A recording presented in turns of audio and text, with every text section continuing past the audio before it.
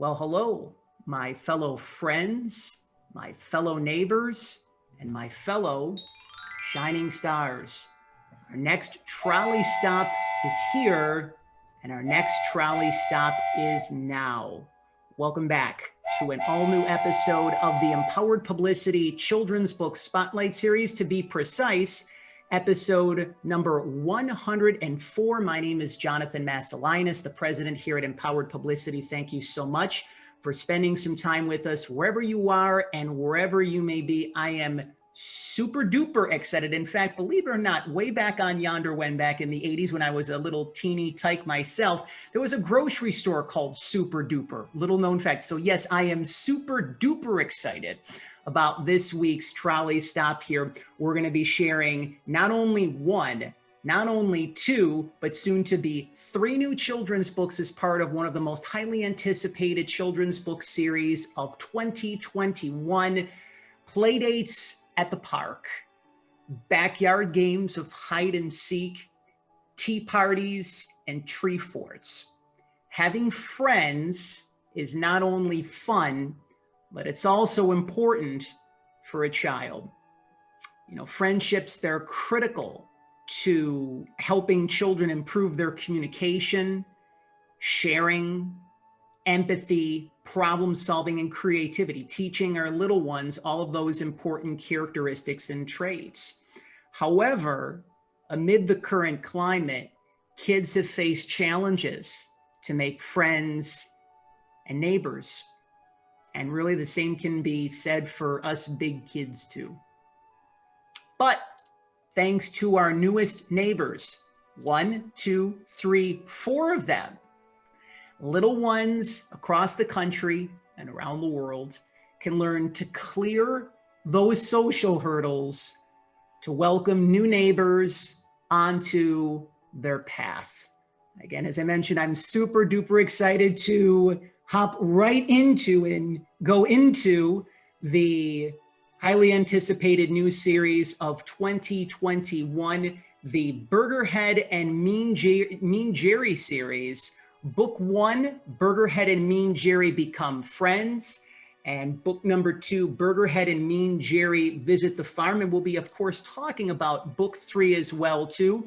You can head on over to skrivepublications.com and also to amazon.com to purchase your copies of the Burgerhead and Mean Jerry series, which are now available. You can, of course, stay connected and purchase everything that you need for your little one via the links below. The co-creator of the Burgerhead and Mean Jerry series and the owner of Skrive, that's with a V, S-K-R-I-V-E, Publications, Dan Madson, joining us as our featured guest on episode number 104 of the Children's Book Spotlight series.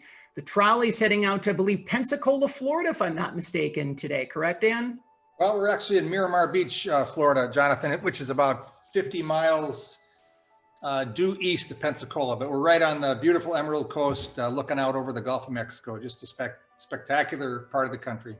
And it's interesting because before we began our trolley stop today, we were referring to one of my favorite, I really don't want to call it bands, really favorite groups of yesteryear, Peter, Paul, and Mary. And in their version of We Wish You a Merry Christmas, they say, why can't we have Christmas the whole year around? This is just a very festive backdrop here to be able to talk about the Burgerhead and Mean Jerry series. So thank you for lighting up our minds, our hearts, and our souls here this week. And we're really appreciative of your time and joining us here on the program.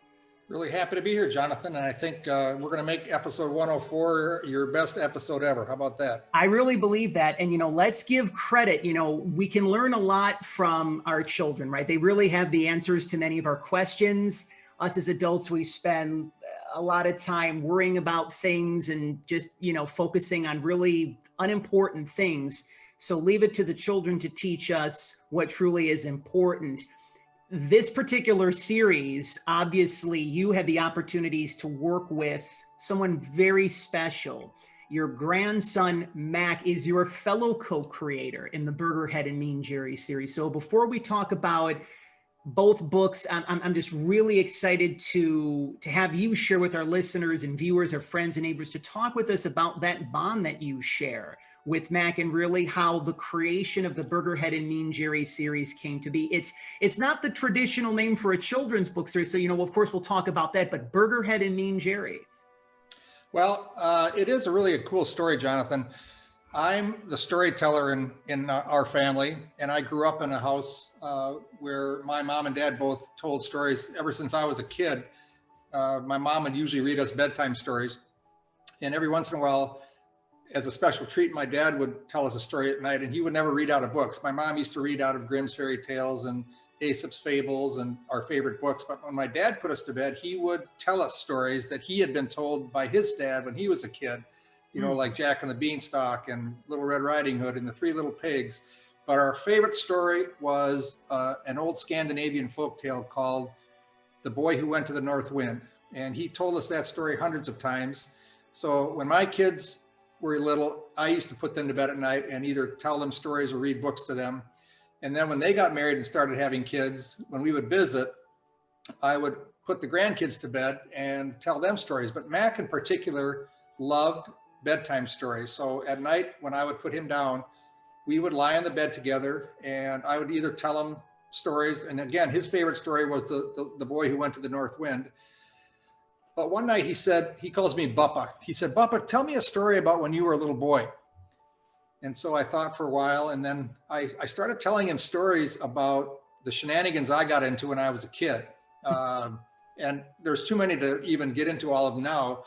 But every night he would say the same thing. Buppa, tell me the story about when your sister's bike broke in half, or tell me the story about when you tried to climb a tree and you fell down and got hurt. And there were just, dozens of these stories.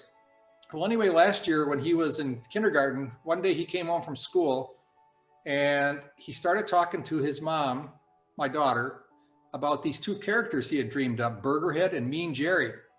And he was telling her about the clothes they wore, their favorite foods, where they lived, the size of their houses, all these details that he had conjured up in his head. And when she told me about it, we just both started laughing. We just love those names. I mean, they're, like you said, they're uncommon names for book characters, but they're funny. And I got to thinking that it might be a good framework to build the stories that I told him at bedtime from when I was a kid, using his two characters that he came up with.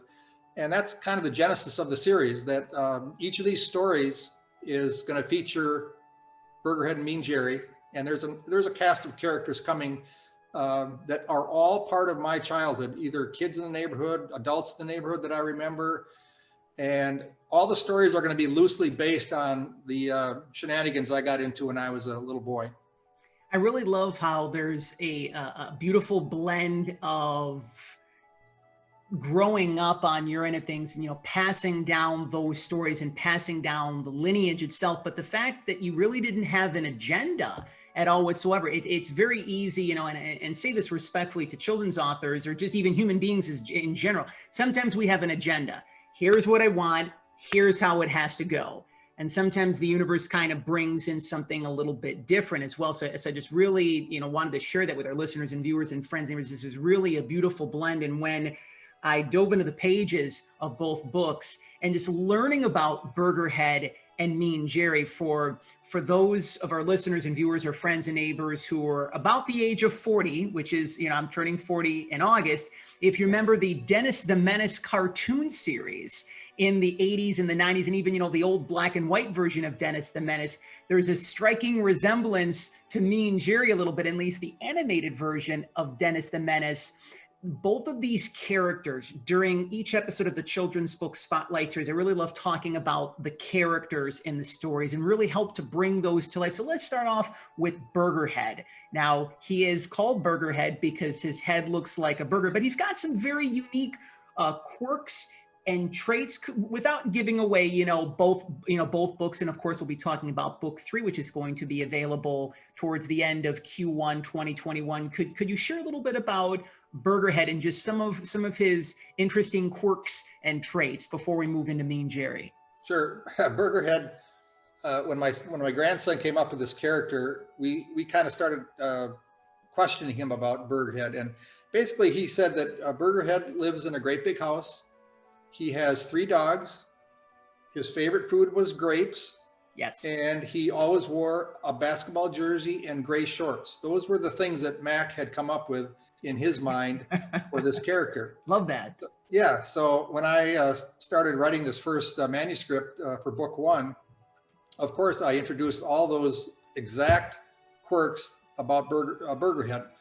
And then obviously when you're illustrating characters like this, it takes a special artist to kind of interpret what you want. And I actually had several artists draw me renderings of what they thought the Burgerhead character should look like. And some of them actually made drawings where there was an actual hamburger sitting on top of a kid's body. And at first I thought, okay, that's kind of strange, but maybe we can go with that. You know, there's SpongeBob SquarePants, and there's all kinds of cartoonish like characters. Yep. But then I found this artist in Belarus through another publisher friend of mine out on the East Coast, and he hooked me up with her, and she did a couple of renderings for me. And the 2 characters that you see in the books today are what she came up with. So she envisioned Burgerhead as a kid whose head is kind of shaped like a burger, nothing more, nothing less. And of course, the Mean Jerry character as well, she came up with that. So these renderings, the final characters were done by this Veronica from Belarus, who I think has done a fantastic job of interpreting the genesis of the story. So, and then Burgerhead loves basketball. So I have him wearing a Milwaukee Bucks jersey, number 34, who is Giannis Antetokounmpo. Anybody who likes the NBA knows who he is. He's one of the best players in the world. Correct. So in all the stories, he's wearing a Bucks jersey, number 34. And he rides a long blue bike with a banana seat, yep, which is reminiscent of the Schwinn Stingray that I had when I was a kid back in the late 60s. I don't know if you're probably too young to remember that bike, but it was a fantastic bike. So it's kind of a mix of specific things that Mack dreamed up with some ideas of my own that I threw in that I remember from my own childhood.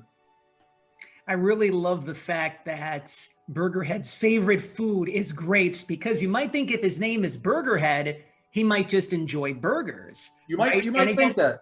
You'd be wrong. And he's got this great big refrigerator, as you said, and literally all that's inside of the refrigerator is grapes. There's purple grapes and there's green grapes, and it's just a lot of grapes. One of my favorite phrases of 2021 is copious amounts. So there's copious amounts of grapes. So we talk about Burgerhead and we talk about Mean Jerry. Now, just like the assumption might be, well, Burgerhead eats burgers. You might think that Mean Jerry is this bully and he's this just mean, gruffy kid, right? And he's not. So could you kind of debunk the myth that maybe our listeners and viewers might have, our friends and neighbors right off the bat, that Mean Jerry is mean, to debunk that, and then to talk a little bit about his character traits and quirks as well? Of course. So Mean Jerry, you had mentioned Dennis the Menace, and honestly, I had never even thought of that, but you're right. One other person said he reminded him of Barney Rubble from the old Flintstones. I can see that, a Barney Dennis hybrid. Yeah. So there was clearly no intention of using some other character. This is what Veronica came up with for the character, the Mean Jerry character. And no, Mean Jerry is not mean at all. It's just a nickname. And one of the shticks in each of these stories is there's going to have to be a brief explanation about why they are like they are and why they're named the way they're named. And so I try to handle that a little bit in more detail in the first book. And then in the subsequent books, there might be a quick reference to the nickname Mean Jerry.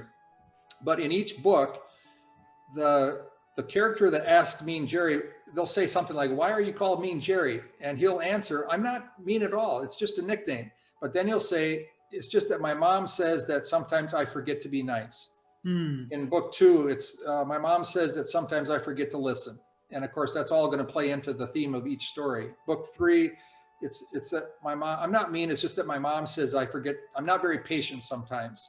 So there's a play off of that name, but he is not mean. It's just a nickname. his cousin gave it to him when he accidentally stepped on one of his toy cars and it stuck. So no fear about that. And the other kind of funny thing about Mean Jerry is, and Burgerhead notices this right away when they meet the first day, is that he always wears fancy clothes. Yep. He wears a vest and a bow tie.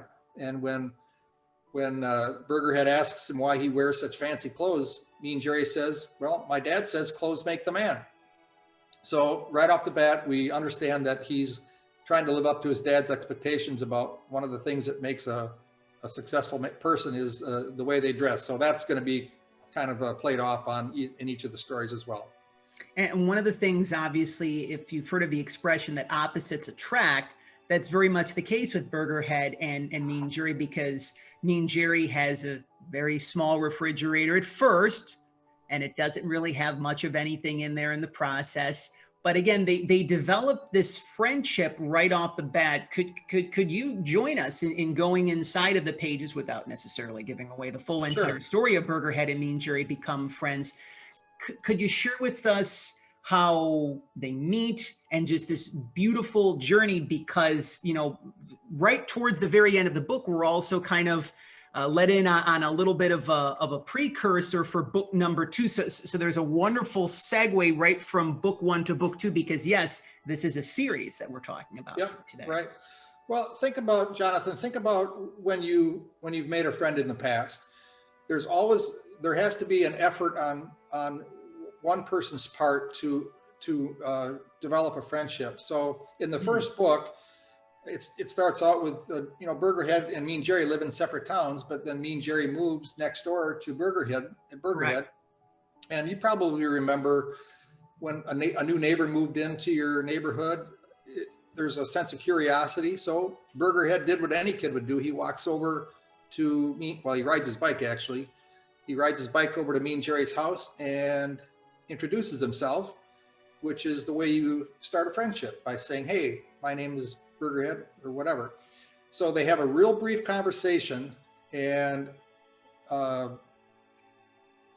Mean Jerry asks Burgerhead, why are you called Burgerhead?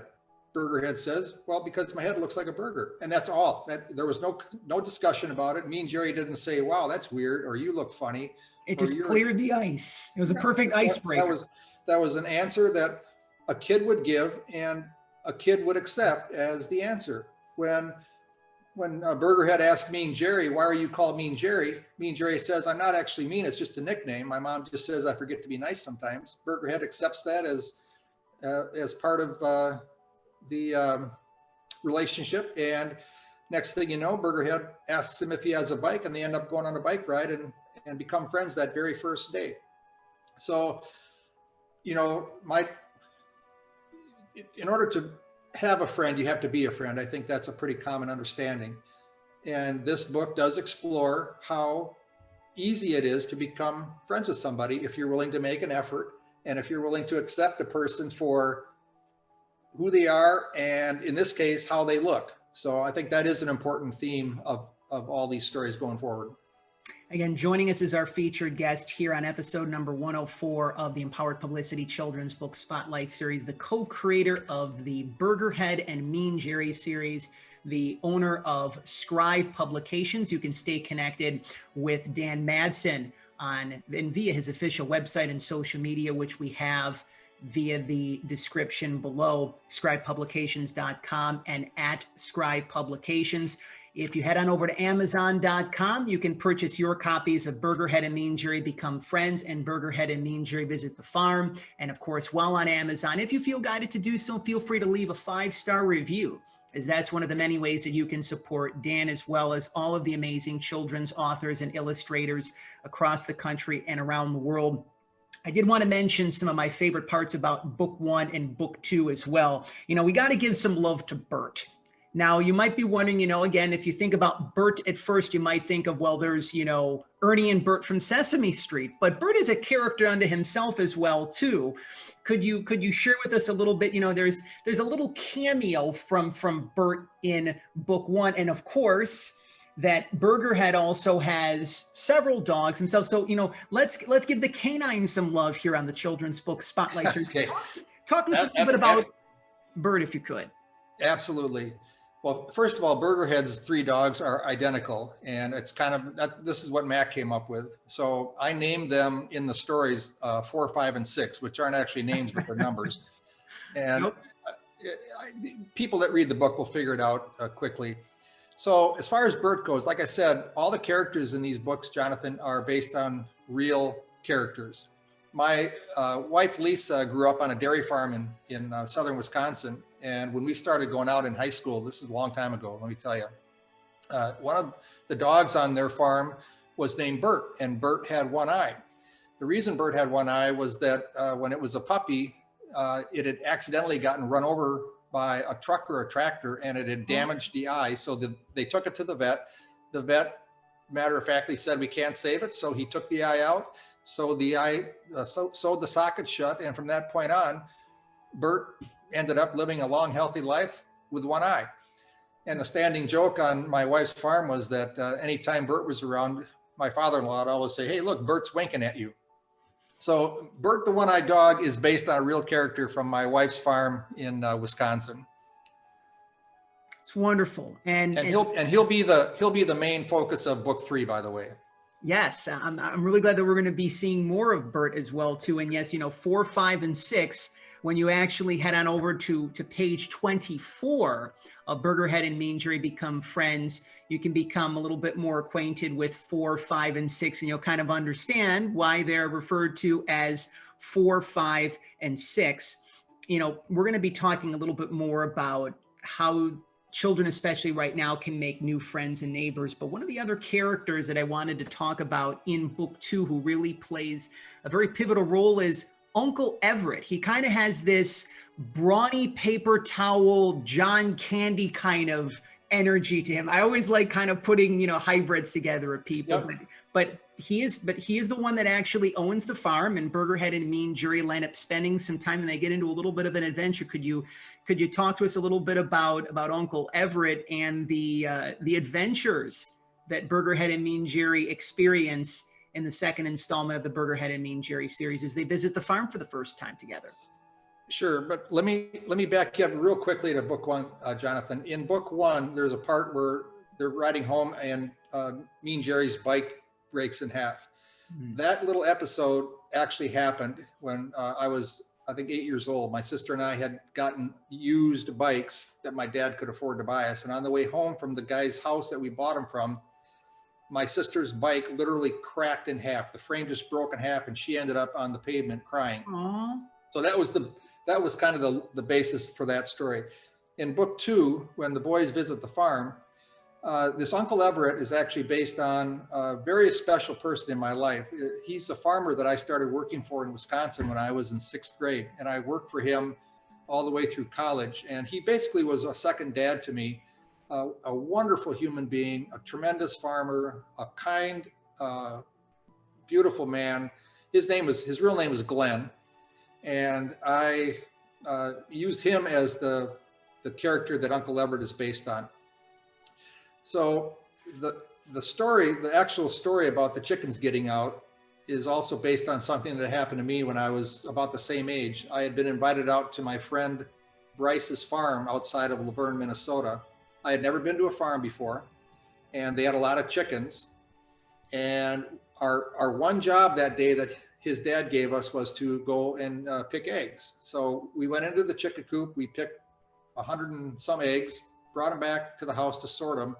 And on the way out of the chicken coop, I had forgot to latch the gate, and all the chickens got out and took off and started running all over the farm. So we had to spend the rest of the day wrangling chickens, so to speak, and catching them all and putting them back.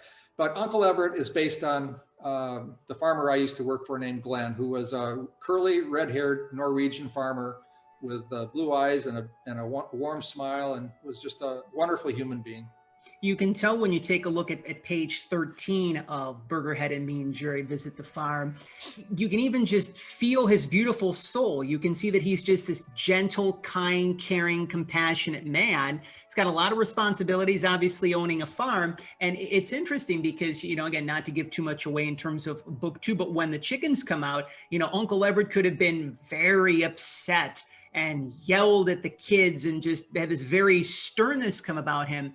And he said, okay, you know, this is happening and here's what we're going to do about it. You're going to wrangle the chickens together, right? So that I felt, you know, as I was learning more about Uncle Everett and his own quirks and his character traits, he was a very kind, very compassionate man as well, too. Loved kids as well. I really want to share and bring light to pages 8 and 9, I should say, in Burgerhead and Mean Jerry Visit the Farm.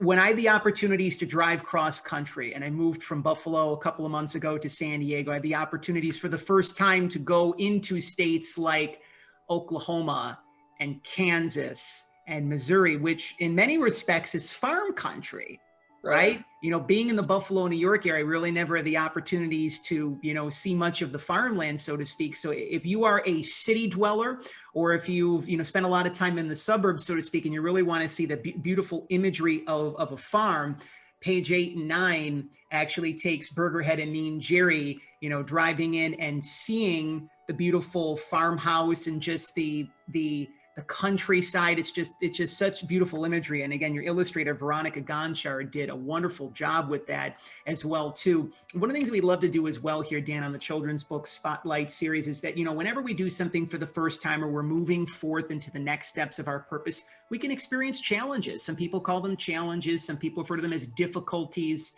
Some people even call them obstacles or problems, so to speak.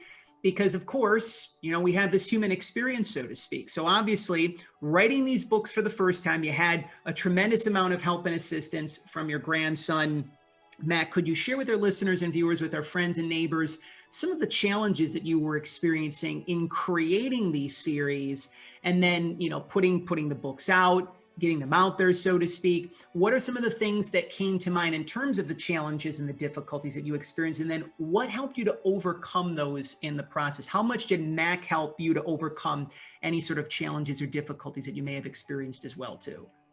Well, for starters, I've published several books. You know, I've been writing for a long time, and I published my first book back in 2005, and I've got 4 books previous to these children's books that are already out in the world.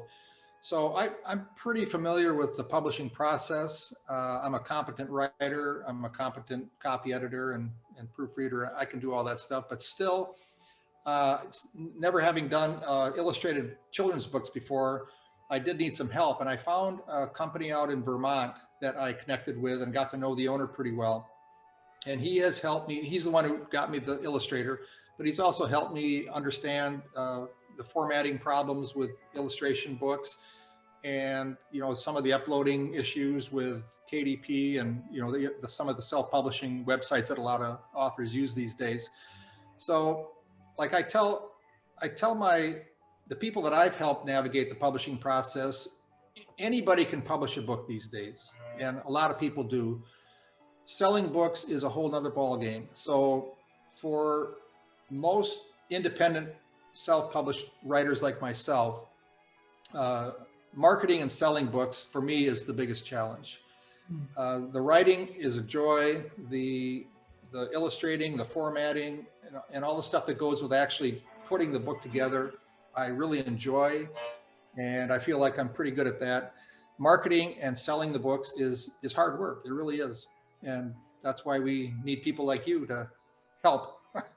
I appreciate the kind words, Dan. And I think it's so important, especially right now, because one of the old paradigms that I believe that many authors had way back on Yonder When was, this is my first children's book, or I'm not a New York Times best-selling author. Who's going to read my book or want to learn about it besides, you know, friends and family and close ones? And had the opportunities to read and just enjoy many children's books over the past 7 years that I've been blessed to be a publicist for children's authors here at Empowered Publicity. I really enjoy the books. And of course, we will be talking about book 3 momentarily as well, too. But we always like to get into the heart, to the core of each children's book spotlight series episode. And of course, our trolley stop here this week, we're talking about making friends, making new friends and neighbors. Over the course of the past, you know, almost now 11 months, almost a year actually, it's been a little bit different, because before, you know, little ones could go to the amusement park, they could go to, you know, a baseball game or a football game. They could actually be with larger groups of their friends. They could, play at recess. They could even just, the simple things like being in school, so to speak. So it's been a little bit of a navigation for our little ones. And then, of course, for parents, for grandparents, what I refer to as, custodians of little ones. They may not necessarily have their own children, but also for educators as well, too. So depending upon where you live in the country and around the world, some schools are back and they're back, full swing, and some areas are still doing the distance learning, so to speak. Talk to us, if you could, help us to unpack this a little bit further. Why is it important right now, especially, for us to be able to help our little ones build and maintain quality connections, especially during tough times? That is a really great question, Jonathan. And I've thought about that a lot as the themes of these books that I'm writing have kind of naturally evolved. One of the things that I'm a little concerned about these days in the children's book market is that a heavy preponderance of books are, and I'm not denigrating any of the things that are being written these days, because I know how much work it takes to write and publish a kid's book, but there's a lot of them that are dealing with social issues like, bullying and divisiveness, or diversity and mindfulness. And it just seems like every book out there these days deals with some kind of socially heavy topic, which is fine. I know that these are topics that kids need to understand. I wanted my books to be more just fun stories. And growing up in the late 60s and early 70s, kids were a lot freer when I was a kid than kids are today. And the other thing that I wanted to kind of have as one of the themes of these books is that it's wonderful to be able to, like you say, build connections with kids, play with them in the park, run around the neighborhoods with them, do things on their own without parents hovering over them, directing their play and organizing their teams and whatnot. When we were kids, and I don't want to be one of these guys that say when we were kids, everything was grand, because it wasn't. But when we were kids, we would leave in the morning and come back for lunch, go out in the afternoon, come back for dinner, and go out and play until 9 o'clock at night, every day of the summer. And we were free to do what we wanted. We built things, we made things, we formed clubs, we did all kinds of crazy stuff together as groups of friends in the neighborhood. We competed against each other, neighborhood versus neighborhood, in baseball games and touch football and so forth. So I wanted part of that to come through in these books, that Burgerhead and Mean Jerry have a little bit of freedom to go out and play and do things and learn how to work and fail and get up after failing and so forth. So I think it's a critical part of growing up, especially these days when kids have been homebound and homeschooled and unable to build the social friendships that are really important for a society overall. So that was a great question. Well, thank you. And to kind of briefly extend upon what you had shared, I even remember, I'm a child of the 80s. I was born in 1981. So, I would remember very vividly, and it's interesting because I haven't had the chance to connect with one of my former best friends, Mike Hauser. We were, same class. We went to kindergarten through 5th grade, and then 8th grade, and then throughout high school. We stayed in touch with one another into the beginning of college. So I would remember every Saturday, or mostly every Saturday, Mike and I would get together, and either I'd go to his house and he had a nice swimming pool. I didn't have a swimming pool, but he had a swimming pool. He had, a basketball hoop on the top of his garage. So we'd play basketball, we'd go swimming, or he'd come over to my house. My parents would cook. We'd have a nice meal. We'd play video games. This is back when Sega Genesis was around, Nintendo and Sega Genesis. Yep. But it seemed, as you said, that, there was more of a freedom, more of this just overall enjoyment of life, not necessarily, this was before social media. This is before cell phones. So right. I think that, both of us are blessed to know life before that time frame. It's obviously shifted very much. And I think it's important that we do pass along those sorts of messages, not even just in the form of tradition, so to speak, but life was simpler back then. And one of the things that we've learned, we kind of had to go back, a little bit, so to speak, and to kind of take the things that worked for us growing up as kids, because life slowed down and it seems that the energy is kind of starting to pick up a little bit more. So it kind of seemed that somehow we lived in a time where over the past, 10 plus months, like time somehow slowed down and yet it sped up and yet it didn't exist. So that's just one of the many great qualities that I really love about the Burgerhead and Mean Jerry series. I think this is just a very straightforward question, but Dan, what does it mean to be a friend today? Well, I think about my best friend his name is Kevin. We've been friends for 30 plus years. And we don't get together as much as we used to because they live in Wisconsin and we live in Florida now, but he and I have never once had an argument in 30 plus years. We have a lot of the same interests, but we also have a lot of different friends and different interests. And when we get together, it's like no time has passed. We laugh and we have fun and we enjoy the things we love to do. We play golf and we ride bikes and we hike and we hang out with our wives and we do all kinds of great stuff together. And it's just a matter of the friendship that, I don't know, I just think a good friendship allows each other to be who they are, just like in this series.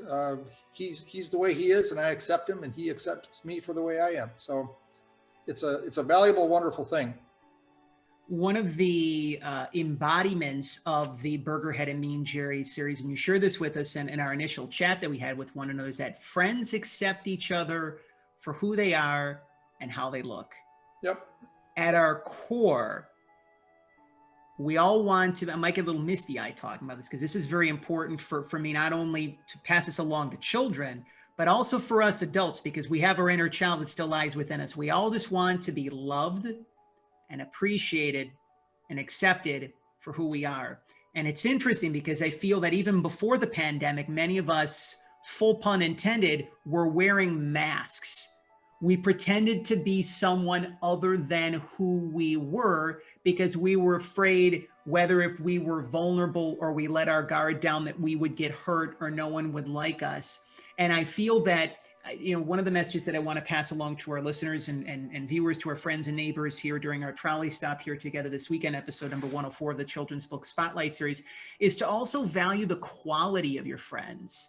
Value your friends in thought, word, and action, and to value the quality of your friendships. I remember growing up in high school, like I used to say, I would be the king of 3-hour phone conversations, right? Whether it be with, talking with Mike or, talking with one of my other friends. I valued the quantity of my friendships. Yep. And I think that, maybe this is just a character trait that we develop as we get older. We tend to value things more. They say less is more. And I really believe that in many respects, it's actually true. Again, we're beginning to wind down our time with the co-creator of the Burgerhead and Mean Jerry series, children's author, the owner of Skrive Publications, Dan Madson, our featured guest here on episode number 104 of the Empowered Publicity Children's Book Spotlight series.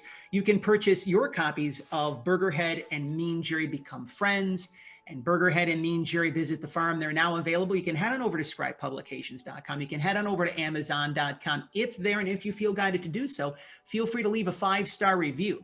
Again, that's one of the many ways that you can support Dan and continue so that he can continue to do the wonderful work that he is doing for children and parents and families and educators across the country and around the world. On the Children's Book Spotlight series, Dan, we love to be able to pass along valuable and practical information for kids, for parents, for custodians of children, for educators as well too. And we're talking about making new friends and neighbors. What are some tips? Let's even just say 3 tips that come to mind to be a good friend, to be a good neighbor. Well, to be a good friend, I would say 3 tips is you were talking about quantity of time with your friends before. I think one of the things you have to do is make yourself available to your friends. You have to be a good listener and you have to be generous. I think those 3 things are important when you're developing a friendship. You have to be willing to give, You have to be willing to listen, and you have to be available to that person when they want you available. That's beautiful, and I think that this is a perfect segue into one of our favorite parts of the children's book Spotlight series, where we remember our dear friend and our favorite neighbor, Mr. Rogers. And of course, it was very sad to hear recently that Mr. Rogers' longtime wife, Joanne, recently transitioned and passed on. And after, 50 years of being married to Fred and, nearly 18 years from being apart on this earthly plane, they're now reunited together as well. Mr. Rogers, he encouraged all of us. And I believe he did this not only on several episodes of The Neighborhood, but he did this more so during college commencement speeches, talks that he did across the country. But he did this as well when he received his Lifetime Achievement Award at the Daytime Emmys, Dan. He encouraged us to remember those who loved us into being. And the beautiful bond that you share with Mack, I'm sure he's one of many who has helped love you into being. Who would you like to take the time? Who would you like to take the time to recognize here on episode number 104 of the children's book Spotlight series? Who were some of those kind souls, those brave hearts, those friends and neighbors along your path that helped love you, Dan Madson, into being? Well, I gotta start with my wife, Lisa, primarily because of her success in her own business world has allowed me to do things that I would never have been able to do before. I was a middle school teacher for 21 years in Wisconsin and a basketball coach. So I spent a lot of time in the classroom and a lot of time around children. And I was able to, I didn't leave because I, didn't like teaching. I was able to leave that job when I was in my early 40s to do some things that I wanted to do. I wanted to do some long distance triathlon stuff. I wanted to try some other business ventures. And because of my wife's success in her business, I was able to do that. And it's allowed me the freedom now to start another company and develop this kids book series. But before that, obviously my mom and dad were wonderful. My dad is still living. He just turned 89, lives in Minnesota still.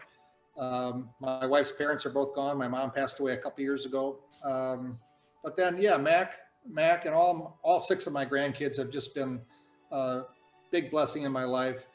Glenn, the farmer that I was telling you about, was a huge influence on my early years of growing up through junior high and high school and college. I think I might have been lost if not for him.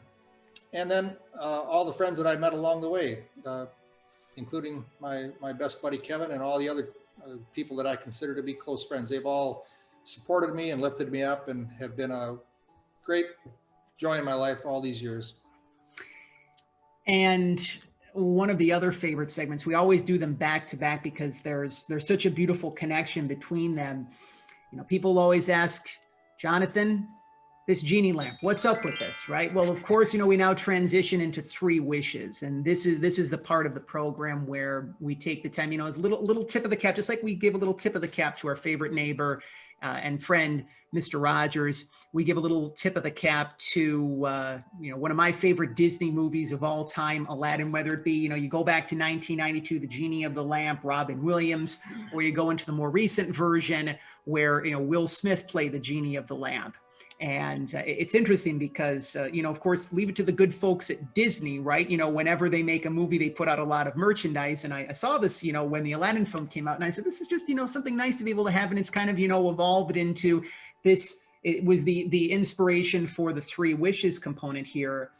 You have given many years from your heart to your family, to your friends, to your fellow neighbors, to children across the country and around the world. So this is the time where you are to receive now, Dan. I feel that all of us, that people come across our lives and onto our paths, and they help us to bring to form and shape and bring into life our heartfelt wishes and dreams and desires. So you are being given 3 wishes here this week, as part of episode number 104 of the Children's Book Spotlight series, Dan. So putting you on the spot here, the only thing I believe are the disqualifiers is that you can't wish for more wishes. And I think that one of the things that that the genie said is that you can't make someone fall in love with you. So the great thing is that you have a wonderful bond with your wife Lisa as well too. So you don't have to worry about having anyone fall in love with you, so to speak. So what would those 3 wishes be for yourself? Well, you caught me off guard here, Jonathan. I would have to start by saying that my first wish would be that my grandchildren,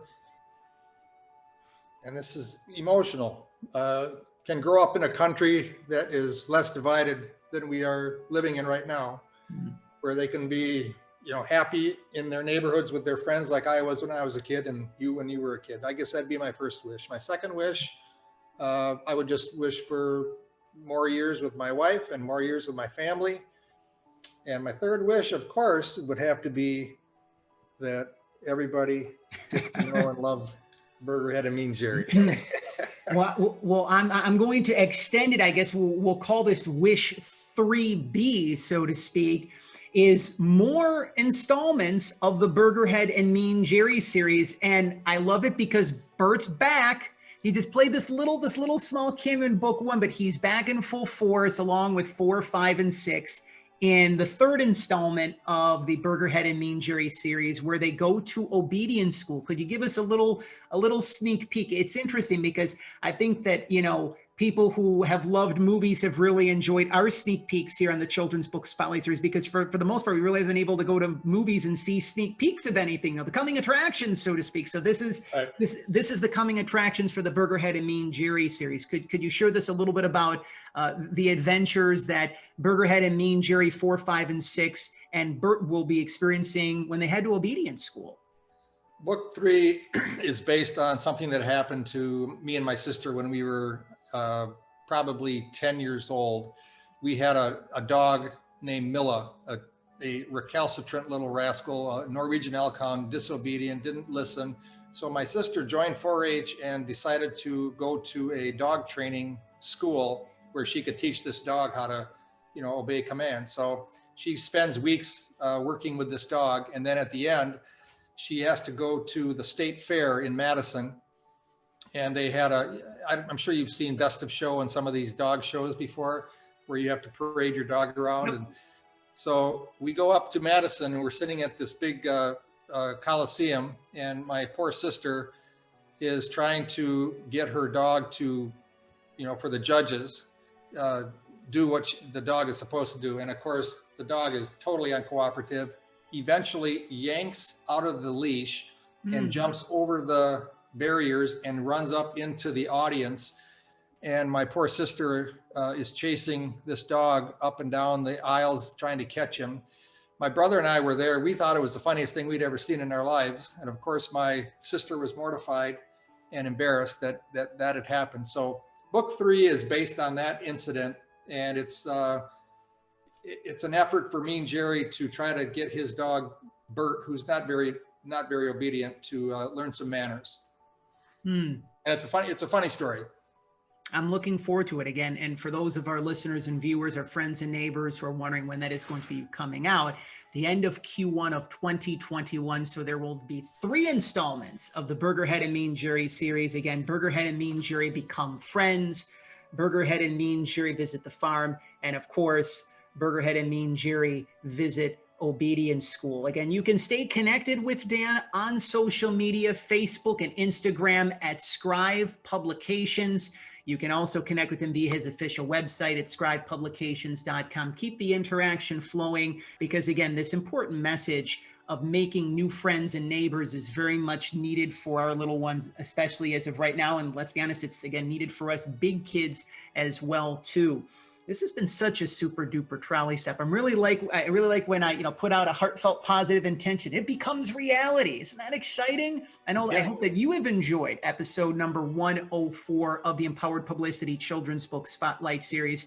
If the messages contained and found within the Burgerhead and Mean Jerry series, they inspire you, if they've brought love, compassion, fun, just fun energy and healing into your heart, as well as the message of making new friends and neighbors and how we can help and inspire and support our little ones to be able to make new friends and neighbors. If these messages have inspired you, they brought healing, joy, love, compassion into your heart. If you feel that they need to be shared with someone in need, we encourage you to subscribe to Empowered Publicity's official YouTube channel and to like, comment, and share episode number 104 of the Empowered Publicity Children's Book Spotlight Series, this very special trolley stop with Dan that you have enjoyed, whether it be in the morning, in the afternoon, in the evening, on the weekend, whenever you happen to partake in your children's books Spotlight Series. We're looking forward to many more trolley stops throughout 2021. We're just getting started here as we begin the brand new year. If you are a children's author, if you are a children's illustrator, and you would like to share your inspiring story and the release of your brand new children's book or books, if you would like to join us as a featured guest here on the Children's Book Spotlight Series and to become a member of the Empowered Publicity family, we encourage you to connect with us via our official website at empoweredpublicity.com or any of our social media platforms that you now see on screen: Facebook, Twitter, Instagram, or of course you can connect with us on YouTube if that is your particular cup of tea as well. If you are a children's author and you would like for us to share your brand new children's book on the all-new season of the Story Time with Mr. Jonathan, you now know how to connect with us, as you see on screen, via our official website or any of our social media platforms. Of course, we are even more super duper duper excited to team up with our newest friends and neighbors at CBS 8 CW San Diego, here in the beautiful city of San Diego, for Empowering Reads for Kids, where we share brand new heart-centered children's books from the shining stars in the kidlit community. If you would like for myself and Laura Kavanaugh, the host and the executive producer of San Diego Living on CW San Diego, CBS 8, if you would like for us to be able to dive into the pages of your brand new children's book, again, you can connect with us at empoweredpublicity.com and learn how you can become a member of the Empowered Publicity family. Lastly, for all those inspirational and spiritual authors, as well as children's authors who have enjoyed episode number 104 of the Children's Book Spotlight Series, if you would like to learn more information on how we can be of service to you at PR from the Heart, you can schedule your courtesy discovery call by, again, heading on over to empoweredpublicity.com, or stay connected via any of our social media platforms. We're looking forward to seeing how we can work together with you in 2021. Again, one more time, the brand new installments in the Burgerhead and Mean Jerry series, they are now available. I love them. They're some of my favorite books that I've read in a long, long, long period of time. Burgerhead and Mean Jerry Become Friends. Burgerhead and Mean Jerry Visit the Farm. They are both now available at skrivepublications.com and at amazon.com. And make that note, when April rolls around, it's going to be an exciting month because Burgerhead and Mean Jerry go to obedience school. They're visiting obedience school with 4, 5, and 6, as well as Bert, who's one of my new favorite furry neighbors, I might add, as well too. We want to thank all of you for your continued support of Empowered Publicity. Above all else, we want to thank you as well for all of your support for children's authors and children's illustrators all across the country and all around the world who are bringing in love and joy and healing into the minds and hearts and souls, helping to open up the minds and hearts and souls of our little ones, and really providing a much needed, much valuable service. And as we hear that trolley, and as we live right next to the San Diego trolley, you know that when the trolley comes, we got to hop on and that it's time to go. We want to thank all of you for helping to walk home the children of the world.